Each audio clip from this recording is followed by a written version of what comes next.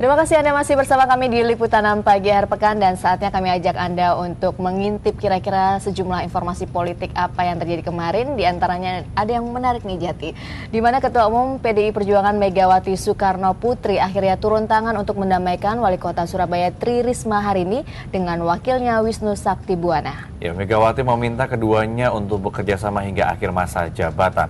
Sebelumnya Risma saat dikabarkan akan mundur karena tidak cocok dengan wakilnya. Kedatangan Megawati Soekarno Putri di Surabaya kali ini berbeda. Ketua Umum PDI Perjuangan ini akhirnya turun tangan menengahi ketegangan antara dua kadernya yang duduk di tampuk kepemimpinan Surabaya. Setibanya di Bandara Juanda, Surabaya, Jawa Timur, Megawati disambut Wali Kota Surabaya Tri Risma hari ini dan wakilnya Wisnu Saktibuwana. Keduanya tampak berupaya mengurangi kekakuan yang selama ini mengesankan ketidakcocokan di antara mereka. Santer diisukan Risma akan mundur karena menilai pengangkatan Wisnu sebagai wakilnya tidak sesuai prosedur. Dalam konferensi persnya siang tadi, Megawati menegaskan persoalan ini diselesaikan partai 23 Februari lalu. Ia juga menyampaikan pesan khusus bagi Risma dan Wisnu yang merupakan putra almarhum Sucipto, mantan Sekjen PDIP. Saya dari kecil mengikuti kami karena bapaknya kan adalah Sekjen partai Pak Sucipto. Saya bilang kamu juga mesti tegar menjalankan tugasmu dan ini Bu Risma jangan terpancing segala itu yang tentu akan terus berbuat untuk melanggar PDI Perjuangan ini. Kebijakan Risma yang tanpa kompromi kerap membuat sejumlah pihak merasa terganggu, seperti kebijakannya menaikkan pajak reklame yang menuai reaksi keras DPRD Surabaya. Wisnu Saktibuwana, Wakil Ketua DPRD yang juga kader sesama partai, ikut mendukung rencana pemakzulan Risma tahun 2011 lalu.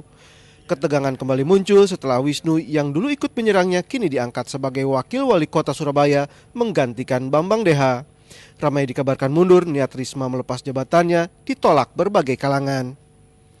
Eko Yudo melaporkan dari Surabaya, Jawa Timur.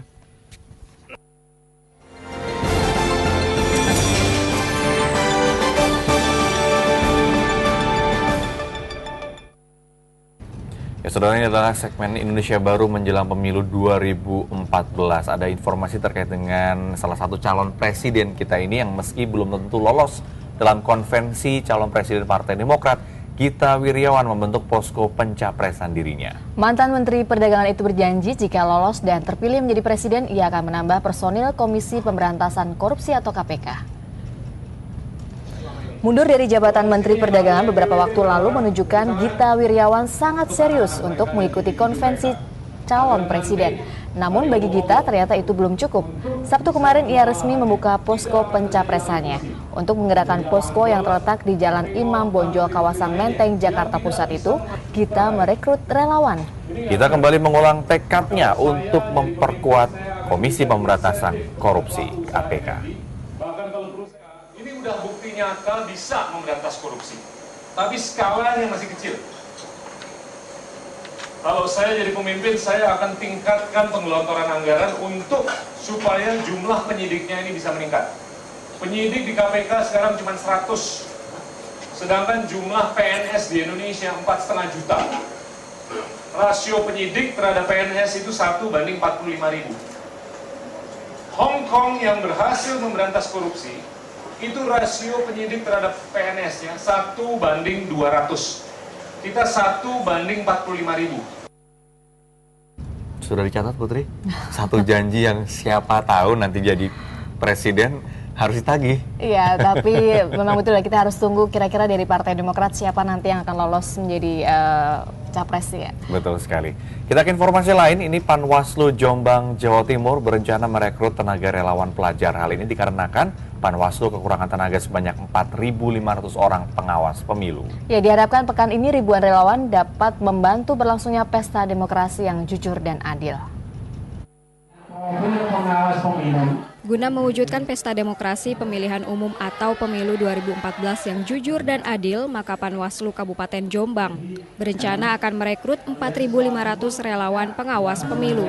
Meski para relawan pengawas pemilu tidak memperoleh bayaran, namun ternyata banyak pelajar yang berminat.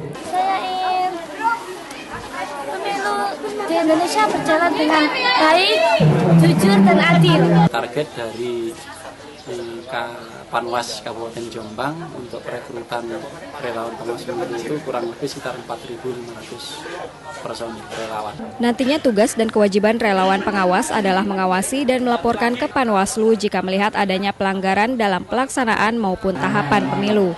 Bambang Ronggo melaporkan dari Jombang. Ya, sementara itu ratusan warga masyarakat Cipacing, Kecamatan Jatinangor, Sumedang tidak terdaftar sebagai pemilih pada pemilu 9 April mendatang. Kondisi ini sudah berlangsung sekitar 20 tahun, terutama dirasakan oleh warga yang berbatasan dengan wilayah Kabupaten Bandung. Lebih dari 300 warga masyarakat Cipacing, Jatinangor, Kabupaten Sumedang tidak terdaftar sebagai pemilih pada pemilu mendatang. Ironisnya kondisi ini sudah berlangsung selama 20 tahun terakhir. Warga mengaku sudah terbiasa tidak ikut pemilu karena tak pernah terdaftar sebagai pemilih dan tidak diberikan kartu DPT oleh pemerintah setempat. Alasan sebagian besar warga yang tidak terdaftar sebagai pemilih tetap ini karena bertempat tinggal di daerah perbatasan antara Sumedang dengan Kabupaten Bandung. Warga yang tidak memiliki kejelasan domisili berada di RW 17 Desa Cipacing, Kecamatan Jatinangor, Sumedang. Pemilihan belum ini Pak, ya belum diakui gitu. Berarti nggak jelas Pak ya? Nggak jelas ini statusnya gitu. Jadi kalau DPT itu kalau dilihat dari rumah sekitar 300 kurang lebih lah. 300 DPT? Ya. Yang tidak jelas itu? Yang tidak jelas itu, karena di kami tidak terdaftar.